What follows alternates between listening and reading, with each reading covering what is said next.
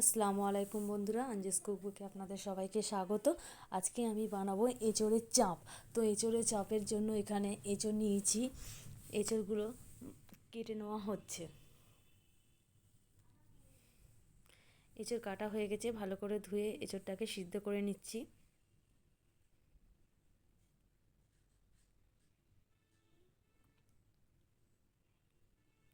আর এঁচোড় চাপের জন্য চিংড়ি মাছ লাগবে, তো চিংড়ি মাছটাও ভালো করে আমি ভেজে নিচ্ছি।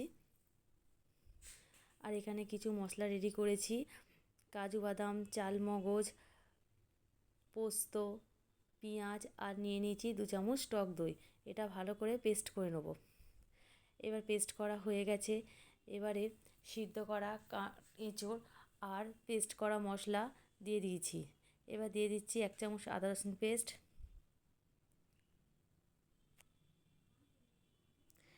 পরিমাণ মতন লবণ,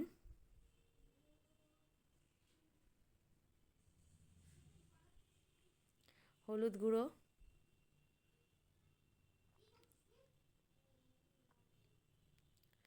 ধনের গুঁড়ো, জিরের গুঁড়ো,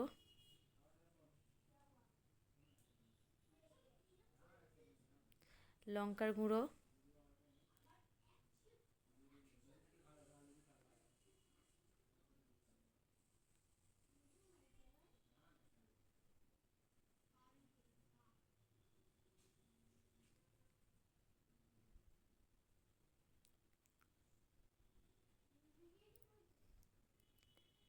কাশ্মীরি লঙ্কা,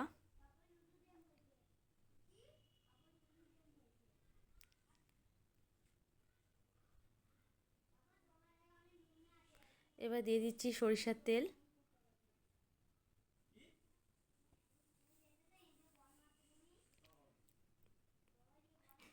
এবার এইগুলো সব মশলাগুলো দিয়ে ভালো করে মাখিয়ে নেব।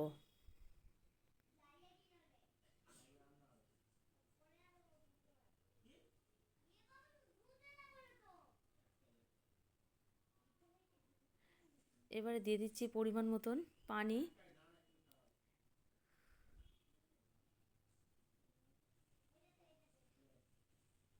পানি দিয়ে ভালোভাবে একটু নাড়াচাড়া করে নেব। এবারে এঁচোড়টা ফুটতে শুরু করেছে। এবার দিয়ে দিচ্ছি তেজপাতা আর গোটা গরম মশলা।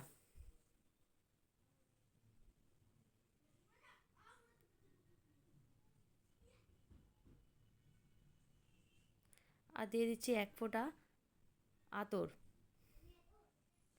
এবারে ভাজা চিংড়ি মাছগুলো এর ওপরে দিয়ে দেবো।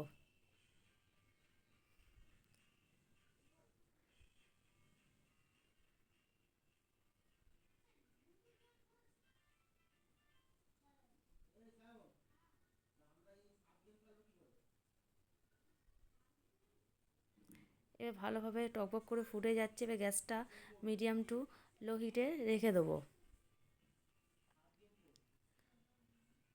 তো দেখুন এঁচোড়টা হয়ে এসেছে আর ভালোভাবে সিদ্ধও হয়ে গেছে।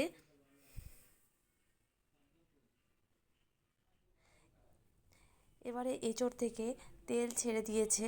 এবারে এঁচোড়ের তরকারিটা আমি নামিয়ে নেব।